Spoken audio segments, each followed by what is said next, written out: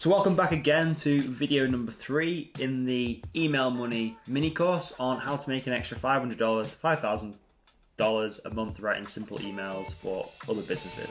This video is the no risk pitch method, and here's what we've covered so far. I'm on video 3 now. If you have not watched video 2 or the first video, make sure you go back and watch them because it will make this video make way more sense. And here's what we're going to talk about in this video. We're going to talk about how to sell without selling. I'm going to show you where to find your ideal clients. I'm going to show you how to reach out to them without feeling weird. And I'm going to show you how to make sure your message gets read. And we're also going to talk about what to do and what to say when you have a potential client interested in your offer. So let's talk about an overview of this process. I've tried to simplify this as much as I can. This is basically the flow of taking somebody from where they're currently hanging out to being labeled as a prospect, qualifying them, getting them on a phone call, and then closing a deal with them. Now, we have a number of different ways we can go with things here. So the hangout spots are basically where you would expect to find your dream client, okay? So if you've watched some of the previous videos, you'll already know who you want to target, what industry they're in, and then this video will help you determine like where they're hanging out. So there's a few different places that you can find these people. Don't think this is limited or like this is everything, because this is just like a selection. I wanted to try and keep it as simple as I could and what's worked for myself. So a lot of the times I usually find my potential clients in Facebook groups, on Instagram, LinkedIn, and by just doing some manual work on people's websites. If we want to find people on Facebook groups, the process of taking them from there and then onto a phone call would be to become friends first. Don't just literally send them a cold message pitching your service or anything like that. We want to like work on building a relationship with these people, and this goes for every single process on this flow before we even ask for us to help them. Sorry, I lost my train of thought. Same goes for Instagram accounts. You want to follow the person before you send a message, and LinkedIn, you want to connect them before you send a message. Websites are obviously a little bit different because you would find the contact email before sending an email, but the process is exactly the same. Then we're going to send a message, and we're going to start conversations with these people, and then over time, and when I say over time, it could be a day or two, it could be a few messages back and forth. The goal is to try and get them on a phone call, a demo call, and then offer them what you have to offer, and then close the deal. Really simple and straightforward. The process is explained. There's going a little bit deeper into this. Now, before you start outreaching to people, or like begin your outreach, we want to make sure that we optimize the different social media platforms that we're present on. This means setting yourself up for success out the gate. So this means having a bio on your Instagram or your Facebook, maybe even a link to your website, and the bio should explain like what your expertise is. You could do this with a simple statement showing people like, I help this type of business with, I don't know, let's just think of another example. I help health and fitness coaches and consultants increase their revenue by 10 or 20% with simple emails on autopilot. Something like that. So this is a real simple statement. I wouldn't overlook anything like this because it basically positions you as an expert in your industry, and for anyone who comes and lands on your page, it's fairly obvious what you do and what you offer. So you want to begin outreaching. Outreach is something you're going to consistently do, and I would probably create some sort of outreach strategy which we'll go into in this video and the next video. But don't think that you're going to outreach to a few clients, a few prospects, and then that's all you're going to need to do. Outreach is something you'll probably spend most of your time on with this. And outreach is basically where you are outreaching to potential clients. So you're going out and messaging people, going out and friending people, starting conversations. Creating content that subtly sells without selling. So when we create content on our social media platforms or profiles, whether it's a written post or a video like this on YouTube, we want the content to subtly sell, but without selling. What you want to subliminally do in your prospect's mind is help them make the buying decision easier. I'm doing exactly this on this video you're watching now. I am positioning myself as an email copywriting expert by teaching what I know about email copywriting. So for you, that might be a little bit different, but the actual principles are exactly the same. You could teach your prospects something on YouTube on your expertise, and just share it on social media. And then you can obviously repurpose that content on different platforms. And then once we have prospects who are interested in what you have to offer, you will then pre-qualify them on your demo call to make sure you can deliver results. So this whole process is like a step-by-step framework for making sure that you only take on clients that you can get results for. So how to find your dream clients. We've kind of gone through this, but this is like level 1 of finding clients. And you can go fairly deep into this, but I'm just going to keep it surface level and really simple. So a lot of times you'll find your dream clients in Facebook groups. And I've just given an example here. If you wanted to work with e-commerce business owners, even coaches and consultants, people like that, or people who sell online courses, you can find them in Facebook groups. And there's literally hundreds of thousands of Facebook groups where you can find your potential clients. So there's literally limitless opportunity here. If you're looking for CEO and founders, again, Facebook groups, Facebook profiles. LinkedIn is also great for this because LinkedIn is a platform where people go to find deals and people go to share more about business and things like that. So LinkedIn is great. But if you want to work more with, say, influencers, then maybe Instagram or TikTok could be your first port of call for looking for your first client. And then if we go a step deeper, so at level 2, find where these people are spending most of their time. I stole this off someone online, and they call it their hangout spots, which I thought was quite cool. And you'll do this through figuring out if they're in Facebook groups, do they hang out on certain blogs or certain websites, and this is going to help you find these people. And then you want to create something that's called the Dream 100. And this is basically a list of all the top people or companies that you'd love to reach out to and work with. And on this, you would have the person's name, person's company, the person's position, the person's contact details. And this is like your go-to resource for keeping track of who you are like reaching out to. It's like an outreach strategy or an outreach plan, if you like. And that kind of ties into this next point here, which is like create an outreach plan that you can stick to. So don't just send out outreach emails or messages when you feel like it.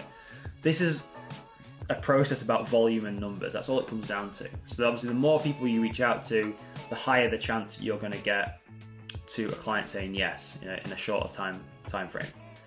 So create an outreach plan that you can stick to. So ask yourself, like, is it realistic for you to reach out to 100 people per day? Is it realistic for you to reach out to 10 people a day? Whatever your number, just make it something that you can stick to. So that's kind of like the process. But even though we've just gone through all that, what do you actually say to these people without feeling weird or pushy? Because I get some people may feel like an imposter. They may feel a bit weird about just reaching out to people. But yeah, this is a hurdle we've got to get over. So what to say? Like, when you're reaching out to any person, don't be robotic, be a human, okay? People want to talk to people. So don't use words that you wouldn't usually use. So don't use sir, madame, don't use introductory lines like to whom it may concern or things like that. Like, you want to be a human, so just talk like you're having a conversation with the person. That's how I try to think of things. Keep it short and make it fun. People love interesting people, and people don't have a very big attention span, so keep your message short and to the point. Don't drag on and send big copy and paste messages. Reference something recent or meaningful. This is when you're first reaching out to someone for the first time. So if you follow this person, you do a bit of research into them, maybe you saw a Facebook post they wrote that you found some good insight from, or you watched one of their videos they put out, reference that in your first message. It shows you actually showing interest in what they're doing, and you're not just blankly copy and pasting messages out to every single person that literally means nothing, because people can spot this a mile off. And then I've got at the bottom here, WIIFM, and this stands for what's in it for me. And that's basically what the client's radio station is always going to be saying. Like, that's all they want to know, what's in it for me. So if it is, obviously in this case we're talking about email marketing and email copywriting, you can actually tell them in that message or email that this is what you can do for them. So here's what not to say. So I've just grabbed a few examples that I get in my email inbox. Some of these aren't great examples, but you get my point. This to me is literally just a copy and paste of messages. They've basically taken my name off TikTok. That's my handle on TikTok there. And they've just sent me a non-personalized message to potentially talk about sponsorship opportunities for my mountain biking. And although this could be great, first impressions are pretty big. And for me, that just goes straight in the bin. I'm not really interested in whatsoever. Whereas this is like kind of what to say. Oh, this is a better example. So this is somebody who kind of came into my inbox, sent me a message. They saw a TikTok video of mine and they wanted me to test out this app that they were selling. And they told me, they'd obviously seen some of my videos that had done well and like, can we discuss this? So I was obviously willing to reach out to that. And this is another example. This is really interesting actually. So I used to work for a company that had an online course for helping people start and grow a business on Amazon. This was actually forwarded to me by one of the founders of the company. And a really, really clever idea here. And this guy had obviously done his research, he'd gone out and he joined our email list and he read some of the emails that I'd sent out to our list. And he'd actually written this really, really clever email here that was, I mean, who doesn't want to open an email that says, I want to wrestle you? That's like really clever. He was basically positioning this email as a boxing match. In the red corner, the challenger, the emails that I created for you, in the blue corner, the defender, the emails you already sent out to your email list. And what this guy had done is he'd gone out and he'd created 2 or 3 sample emails based on what I'd already written. And he was offering those to us for free to send out to the list at nothing, costed nothing. And he also went through the emails that I sent and offered some helpful tips on how to make my copy better, which I thought was absolutely amazing. I think I'm a great copywriter, but I'm very humble in the fact that if somebody thinks they can make my stuff better, I'm always open to hearing from them. So this was really good, and I don't have access to the documents that came with this email, but there was basically 2 documents, one with the edits that he would suggest to make the email that I already sent out, and then 2 other sample emails that he'd written based on what I wrote. And he was saying that, you can use these as you wish and send them out to your list. So I thought it was a really good way and a really eye-catching way of getting in someone's email inbox, because that was value-driven up front. He wasn't asking for anything in return, he was just delivering what he thought was value. I thought it was great. To actually know what to say, or to say the right thing, just be you. I would use a personalized template, so I'm going to go through this shortly. This is kind of like the framework I would follow. So subject line of the email, make it intriguing or personalized. Like we said before, like this here, I want to wrestle you. How can you not want to open that? Like, that's just funny.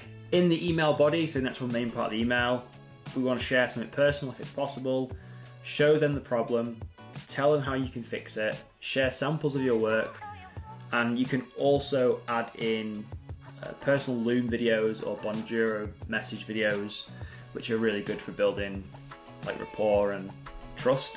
Obviously, you need a call to action in an email. Here's the framework in action. So I wrote this real simple email so you can see all the different parts and components to a good email. Hey John, loved your post on growing a social media following. Your advice about daily value-driven content posts to grow your audience was definitely an eye-opener. And this is the personalized section of the email. Anyway, I'm reaching out because I recently hopped on your email list and noticed you didn't have a welcome sequence to sell the services or products you have. You could be converting way more leads into daily sales on autopilot with simple sequence like this. That's the problem. I'd love to help you get something like this in place to boost revenue 10-20% without you putting in more work. And this is kind of like the solution, how to fix it. And then I wrote a couple of sample emails ready for you to check out. And this is like value, complete value. And obviously I haven't shared them in this email yet. And my call to action, it just says, just reply back and I can send them over to you. So what this is doing is walking through a real simple copywriting framework, essentially. And it's very clever in the fact that it's almost dangling the carrot and forcing a response from this person. Because how can they not want to see the emails you've written for them? And to get access to them, he needs to reply back to you. Very clever. So like I said here, we provide value up front and we show them how we can solve their problem, and then we give them a reason to respond. So the reason in this example was the fact that we had some sample emails ready to go for them. And here's how to speed up the client getting process, okay? You want to follow up multiple times. on different platforms to a person. So don't be annoying, don't copy and paste messages because this is lazy, and don't see following up with someone many times as being annoying. I mean, it can be if you copy and paste messages, I think that's lazy, but following up with people on different platforms is just the best way to get a response, because some people may not be as responsive on certain platforms as they are on others, and we just need to find that out. Create interesting and valuable content. So these could be videos on YouTube like this, could be TikTok videos, could be posted on Facebook or Twitter. This just all comes back to what we were saying in the previous video about creating valuable content that positions you as the authority and the expert in your niche, okay? You don't have to sell in these emails. You could subtly add calls to action in there, but all these little touch points are what potential clients need to see, and it'll get them one step closer to saying yes and want to work with you. Now, the last thing on here is starting an email list, okay? Now, I've already given you ways in which you can join my email list, which is the link in the description below, where I send out almost daily copywriting tips to help you speed up this process. I'll drill down this quite a lot, because everybody should have an email list, because an email list is a ridiculous asset. It's probably the most valuable asset a business can have, and it is the best and fastest way to build trust with your clients, hands down. Because if somebody's put their hand up and joined your email list and said, yep, I'm interested in what this person has to say about this subject, you then have their contact information on a platform that is off all the, away from all the distractions of Facebook and social media, and you can send them emails and messages on what they are interested in. They've told you they're interested in. I use a platform called ConvertKit for this, and this is just like an email service provider. So this is like a way that you can build landing pages for offers that you want to send to people. And if you click the link in the description below to join my email list, you'll see that has been created by ConvertKit as well. And ConvertKit is just basically a way of you collecting emails and sending emails to your audience. There is a link below to try ConvertKit for free. It is an affiliate link, so if you do join and stay, I get a little bit of kickback, so that's always nice.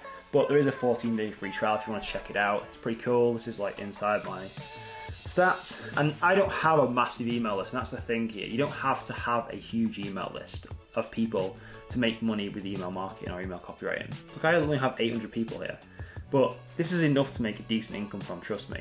And you could have an email list of people who are interested in your passion, your sport, your hobby, whatever it is. And here's just this is just a chart that shows how much of a no-brainer having an email list is. So this is a little chart, and for every dollar that is spent on advertising, these are the returns that these different platforms get. So you can see here that email is almost double what SEO would be if they were to put $1 into each one. It's absolutely crazy, because you own the asset after people are on your email list. So you can see how absolutely valuable it is.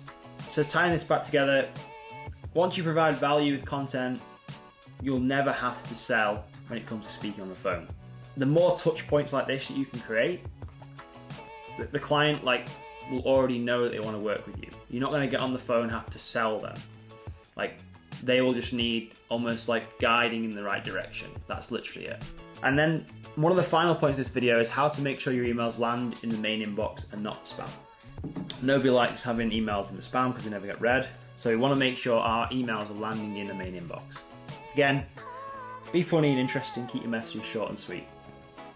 Be a human, don't be a robot, don't use sir and madam, don't use to whom it may concern, things like that. Just write like you're talking face to face with a friend. That's how I like to think about it. And always, always, always give value before asking for anything in return. Like I said before, Bonjour or Loom videos, personal videos work really good for this. So if you've reached this point in this video series, and you followed the steps in the videos as well, getting somebody's attention is always the hardest part. Once you have the attention, it's fairly simple and straightforward.